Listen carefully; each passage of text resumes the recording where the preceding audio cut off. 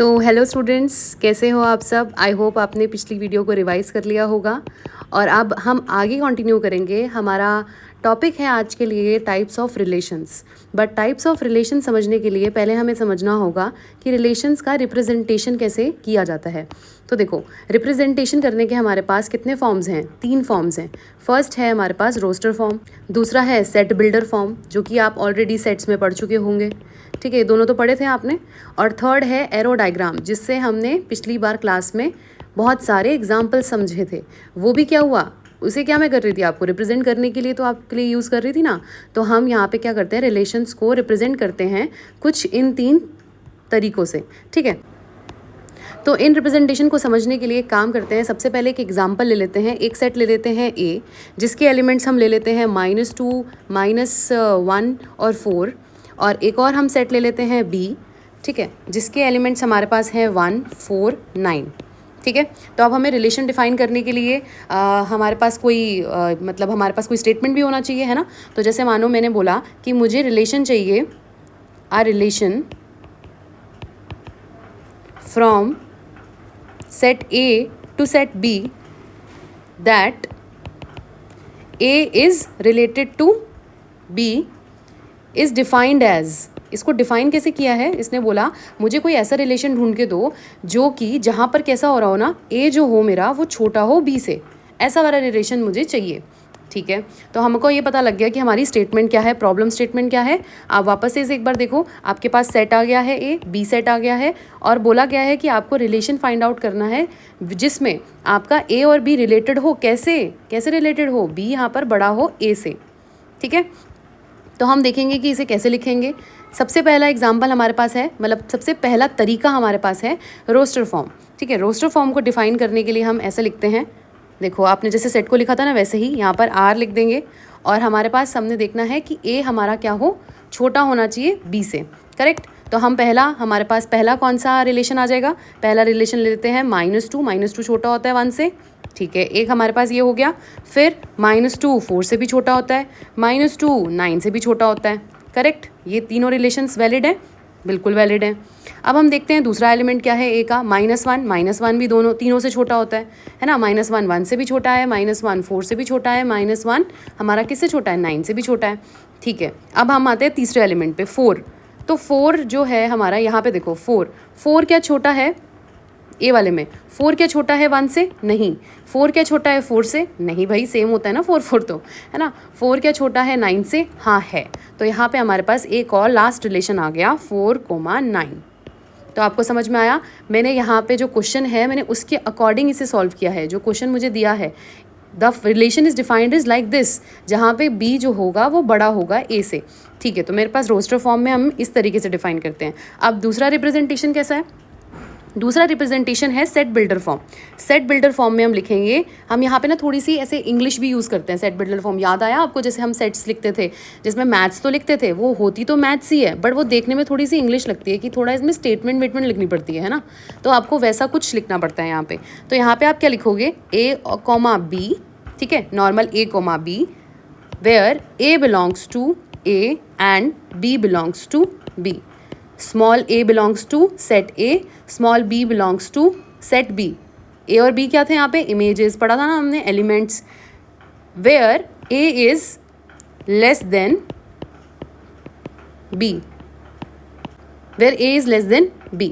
तो आपने इस तरीके से लिखा है इसको, आपको डायरेक्टली यहाँ पे भी क्वेश्चन में गिवन था, आपने इसको इस तरीके से यहाँ पे लिख लिया। ठीक है, तो हमारे पास 2 फॉर्म्स कंप्लीटेड हो गए, रोस्टर फॉर्म और सेट बिल्डर फॉर्म। अब तीसरा तरीका, जो कि सबसे आसान तरीका है, आपको कुछ नहीं करना, आपने यहाँ पे एलिमेंट्स लिखने हैं 1 2 3। आपने किसके लिए लिखी है ये वाले, ये आपने लिखे हैं ए के लिए। दूसरा आप बी के लिए लिखोगे, बी के कौन कौन से एलिमेंट्स थे, बी के एलिमेंट्स थे यहाँ पर सपोज क्या था 1 4 9। यहाँ पे देयर वॉज -2 -1 4। ठीक है, तो यहाँ आपको रिलेशंस लिखने होंगे कुछ इस तरीके से। यहाँ पे 2 किसके रिलेटेड था, 1 से, 4 से, 9 से। -1 किससे रिलेटेड था, 1 से, 4 से, 9 से। 4 किससे रिलेटेड था, बस 9 से।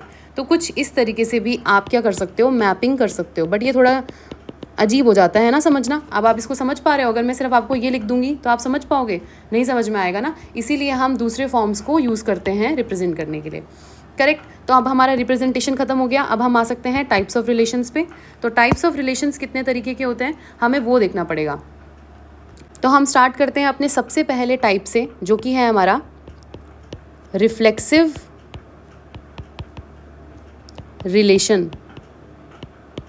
ठीक है, रिफ्लेक्सिव रिलेशन क्या है उसको हम सबसे पहले अब यहाँ पे स्टडी करेंगे। ठीक है,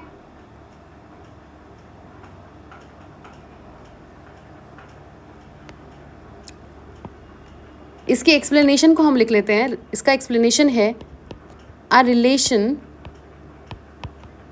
आर ऑन सेट ए। एक ऐसा रिलेशन जो कि सेट ए पर है उसको बोलेंगे is said to be reflexive. उसको हम रिफ्लेक्सिव तब बोलेंगे इफ़, कब बोलेंगे रिफ्लेक्सिव? जब ए कॉमा ए, यानी कि जो ए के एलिमेंट हैं, सेट ए के एलिमेंट हैं, A comma A belongs to, this is belongs to sign, ये क्या होता है? Belongs to. ठीक है, belongs to R for every element, यानी कि A belongs to capital A, that is set. अब सपोज करो, ये बहुत ज़्यादा हो गया है ना, थ्योरी बहुत ज़्यादा हो गई, लेकिन फिर भी मैंने सारी चीज़ें एक्सप्लेन करी हैं। इसको सबसे अच्छा तरीका क्या है? क्वेश्चन कर लेते हैं, एक एग्जाम्पल कर लेते हैं। ठीक है, एक एग्जाम्पल से समझ लेंगे तो हमको बहुत जल्दी समझ में आ जाएगा। एग्जाम्पल है, सपोज करो एक सेट है आपके पास 1, 2, 3, 4, आपके पास ये एलिमेंट्स हैं। ठीक है, तो कौन कौन से इनके रिलेशंस बन सकते हैं? यानी कि ये सारे क्या हैं यहाँ पर? ए हैं। ठीक है, तो हमारा रिलेशन बनेगा ए कॉमा ए, यानी कि रिलेशन कैसे बन सकते हैं? वो नंबर्स खुद से रिपीट होंगे, 1, 1, 2, 2, ठीक है, 3, 4, 4। ठीक है, और हो सकता है क्या? नहीं हो सकता, बिकॉज बस उसके पास 4 ही नंबर हैं, तो ऐसे वो 4 बार ऐसे रिपीट कर देंगे, खुद को रिपीट करेगा। मतलब लाइक यहाँ पे एलिमेंट है ना, खुद को रिपीट कर रहा है, तो बस उसको बोलेंगे यहाँ पे रिफ्लेक्सिव रिलेशन। तो ये वाला जो रिलेशन है जिसके अंदर नंबर 2 बार आते हों, एक ही सेट का जो रिलेशन बना रहा है उसको बोलेंगे रिफ्लेक्सिव रिलेशन। तो ये वाला रिलेशन क्या हुआ हमारे लिए? Reflexive relation. सिंपल है, आसान है, कुछ नहीं करना है। जो सेट आपको गिवन है, अगर उसके एलिमेंट्स 2 बार आ रहे हैं तो वो क्या हुआ? सारे होने चाहिए। और एवरी, क्या लिखा है यहाँ पर? इंग्लिश पढ़ो, एवरी यानी कि सारे। अगर मैं यहाँ पे लिखती ना रिलेशन 1, 1, 2, 2, तो ये रिफ्लेक्सिव रिलेशन होता क्या? No, this is not a reflexive relation. लेकिन मैम यहाँ तो 1, 1, 2, 2 आ रहा है। अरे हाँ, लेकिन 3, 3, 4, 4 तो नहीं आ रहा है ना, यानी सारे तो नहीं आ रहे। इसके अंदर देखो ज़रा, सेट के अंदर तो चारों नंबर हैं, तो 4 बार रिपीट होना चाहिए था। इसका मतलब रिफ्लेक्सिव रिलेशन यहाँ पर ये नहीं है, और ये है। ठीक है, तो पहला आई थिंक क्लियर हो गया होगा आपको, रिफ्लेक्सिव रिलेशन क्या होता है। दूसरा वाला देखें, दूसरा वाला क्या होता है? दूसरा वाला इसका उल्टा। ठीक है, बोलते हैं ना रिस्पॉन्सिबल, एक बोलते हैं रिस्पॉन्सिबल है ये स्टूडेंट बहुत ज़्यादा, ये बच्चा रिस्पॉन्सिबल है ना, रिस्पॉन्सिबल, और एक बोल देते हैं इररिस्पॉन्सिबल। तो क्या होते हैं दोनों? एक दूसरे के अपोजिट। तो ऐसे ही हम पढ़ेंगे यहाँ पर दूसरा वाला, जो कि है हमारा इररिफ्लेक्सिव रिलेशन। इसका मतलब ये नहीं चाहता कि दोनों एलिमेंट्स एक साथ आएँ, ये चाहता है कि दूसरे एलिमेंट्स आपस में पेयर बनाएं, लेकिन खुद के साथ नहीं बनाएंगे। मतलब 1, 1 के साथ नहीं बनाएगा, 2, 2 के साथ नहीं, 3, 3 के साथ नहीं, 4, 4 के साथ नहीं। लेकिन 1 किसी के साथ भी बना सकता है, 1, 2 के साथ बना सकता है, 3 के साथ रिलेशन बना सकता है, 4 के साथ बना सकता है, लेकिन खुद के साथ नहीं बना सकता है। तो इसे बोलेंगे इररिफ्लेक्सिव रिलेशन। ये मैंने आपको बहुत आसानी से बता दिया, लेकिन इसकी थ्योरी क्या हो जाएगी? थ्योरी हो जाएगी R relation R on set A, लिख सकते हो इसको तो आसानी से, सेम है, is said to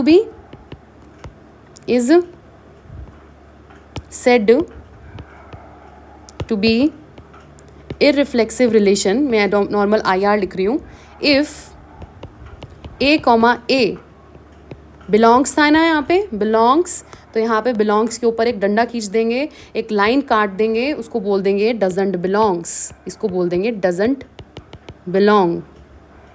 ठीक है, ये हो जाएगा doesn't belong to relation for every element that belongs to A, सारे एलिमेंट जो ए के अंदर हैं उसमें कोई ऐसा रिलेशन ना बना ले कोई कि आपस में बना ले, ए ना हो जाए, कहीं पे भी 1,1 ना हो जाए, 2,2 ना हो जाए, है ना। यानी कि चलो हम इस सेम एग्जांपल ले लेते हैं वापस से। सेट हमारे पास सेम है, ठीक है, सेट हमारे पास सेम है। क्या है सेट हमारे पास? 1, 2, 3, 4। अब यहाँ पे वो रिलेशन हम देखें, हमें देखना है कि जो रिलेशन है वो इररिफ्लेक्सिव होना चाहिए, यानी कि 1,1 नहीं बनेगा तो क्या क्या बन सकता है? यहाँ बन सकता है 1,2, ठीक है, और क्या बन सकता है 1,3, ठीक है, और क्या बन सकता है यहाँ पर 1,4, करेक्ट। ये 3 चीज़ें बन जाएंगी क्योंकि 1,1 नहीं बन सकता, तो 2,1 बन सकता है, 2,3 बन सकता है, 2,4 बन सकता है। ऐसे ही सिमिलरली मैं यहाँ पे लिख रही हूँ 3,1 बन सकता है, 3,2 बन सकता है, 3,4 बन सकता है। सिमिलरली 4 क्या बन सकता है? 4,1, 4,2, 4,3, करेक्ट। तो ये होगा हमारा इसका रिफ्लेक्सिव इररिफ्लेक्सिव रिलेशन। बट अगर मैं आपको पूछूं, आपसे मैं क्वेश्चन पूछूं, आप कमेंट करके बताना कि क्या ये रिफ्लेक्सिव, यहाँ पे मैं ए लिख रही हूँ वापस से, I am giving you one question. यहाँ पे आपके पास एक सेट है आपके पास 1, 5, 6, ठीक है। आपसे मैंने पूछा क्या यहाँ पे रिलेशन जो है ये रिफ्लेक्सिव है कि नहीं? 1,5, 1,6, 5,1, 6,1। अब आपको ये बताना है, मुझे कमेंट सेक्शन में बताइए कि ये एक रिफ्लेक्सिव रिलेशन है या फिर ये एक इररिफ्लेक्सिव रिलेशन है, ठीक है, या दोनों हैं या नहीं है कोई, आप मुझे इसे कमेंट करके बताएं तो मुझे समझ में आ जाएगा आपको समझ में आया है, ठीक है। चलो थर्ड पे आ जाते हैं हम फटाफट। थर्ड कौन सा वाला है? थर्ड वाला है हमारा सिमेट्रिक रिलेशन। सिमेट्रिक रिलेशन थोड़ा सा ना हमें समझ में आ रहा है। सिमेट्रिक मतलब क्या होता है? जैसे आपने एक सर्कल लिया, उसको आपने बीच में से काटा, ठीक है, बीच में से उसको कट कर दिया, तो ये वाली चीज़ जो है और ये वाली जो चीज़ है वो आपस में एक दूसरे के साथ क्या होगी? एकदम सेम टू सेम, है ना, यानी सिमेट्रिक में होगी, ठीक है। चलो फिर भी हम एग्जाम्पल से समझेंगे इसको, है ना। तो अभी हम लिख लेते हैं इसकी थ्योरी क्या है। थ्योरी है इसकी रिलेशन आर, सारी चीज़ें देखो आपको याद हो जाएंगी। A relation R on set A is set to be symmetric. Same चीज़ है, सेम ही लिखना पड़ रहा है अभी हमें, सिमेट्रिक। अब आगे आएगी, अब यहाँ पे आएगी कहानी। तो अरे मैम ये क्या करा आपने, गलत लिख दी स्पेलिंग। इफ़ होता है बस, नहीं, इसका मतलब होता है इफ़ एंड ओनली इफ़। तो इसको मैथ्स वालों ने कहा अरे इतने बार बार कौन लिखे इफ़ एंड ओनली इफ़, तो हम 2 बार एफ़ कर देंगे इसको, बड़ा आसान है लिखना ऐसे, ठीक है भाई। हमने भी पकड़ लिया, हमने लिखने लग गए। लेकिन जिसको मैथ्स नहीं आती वो क्या कहेगा? एरर, गलत लिख दिया है, इफ़ होता है बस, नहीं। लेकिन जिसको मैथ्स आती है अच्छे से वो क्या बोलेगा? ये तो इफ़ एंड ओनली इफ़ लिखा है, ठीक है। चलो अब आगे बढ़ते हैं। अब हमको कहानी तो बताओ मैम क्या है। If and only if A comma B belongs to R such that, क्या होगा कि बी ए भी क्या हो, बिलोंग करें आर को। ए बी अगर है तो बी ए भी होना चाहिए, यानी कि ए भी एग्जिस्ट करेगा और बी ए भी एग्जिस्ट करेगा। तो इसको समझते हैं क्वेश्चन से, थोड़ा मतलब एग्जाम्पल से समझते हैं कि बोलना क्या चाह रहे हैं। जैसे एग्जाम्पल में अगर हम देखें कि हमारे पास एग्जाम्पल है एक सेट 1, 2, 3, ये हमारे पास क्या है? एक सेट है, ठीक है। अब हमने रिलेशन लिखा, मैंने आपको रिलेशन दिया, क्वेश्चन दे रही हूँ मैं आपको, ठीक है। अब मैंने आपको रिलेशन दिया 1, 1, 2, 2, 1, 2, ठीक है, 1, 2, 2, 1, 2, 3 एंड 3, 2। अब आपसे मैंने ये क्वेश्चन पूछा, आप ये बताओ कि ये रिलेशन सिमेट्रिक है या नहीं है। तो आपका जवाब क्या होगा? आपका जवाब होगा कि ये सिमेट्रिक है। क्यों सिमेट्रिक है? Yes ma'am, this is symmetric because for every A comma B belongs to R, we have, क्या है हमारे पास? We have B comma A। मतलब अगर मैंने यहाँ पे लिखा 1,2 तो मेरे पास 2,1 है। मैंने लिखा 2,3 तो मेरे पास 3,2 है। मैंने लिखा 1,1 तो 1,1 को 1,1 फिर से लिख लो। 2,2 तो 2,2 फिर से लिख लो। तो देयर इज़ नो रिक्वायरमेंट कि इसको दोबारा से लिखा जाए, है ना। तो इसीलिए हमने एक बार लिख लिया। तो इसको हम कह सकते हैं ना कि हाँ ये ये हमारा सिमेट्रिक फंक्शन है, सिमेट्रिक रिलेशन है। तो इसको हम कह सकते हैं ना कि ये हमारा सिमेट्रिक रिलेशन है, ठीक है। लेकिन अगर मैं आपसे पूछूं कि ये सिमेट्रिक तो है बट क्या ये रिफ्लेक्सिव है, क्या ये रिफ्लेक्सिव है, तो आपका क्या जवाब होगा। रिफ्लेक्सिव क्या होता था, वापस से फटाफट रिवाइज कर लेते हैं। रिफ्लेक्सिव क्या होता था, a, a एग्जिस्ट करने चाहिए। तो हमने यहाँ पे आके देखा 1,1 है, 2,2 है, 3,3 है क्या इस पूरे रिलेशन में, नहीं है, ठीक है। और ये लेकिन ये एक्स्ट्रा चीज़ें हैं यहाँ पर, है ना। 2,1, 2,3 एंड 3,2 ये हमारे पास होता है क्या रिफ्लेक्सिव में, नहीं होता है ना, ठीक है। तो अब आपको 3 रिलेशन समझ में आए। अभी मैं आपको ये बोलूँगी कि आप इन तीनों रिलेशंस को रिवाइज करो, ठीक है। और साथ ही साथ क्या करो, अपने जो मैंने आपसे क्वेश्चंस पूछे हैं उन्हें कमेंट सेक्शन में आंसर करो।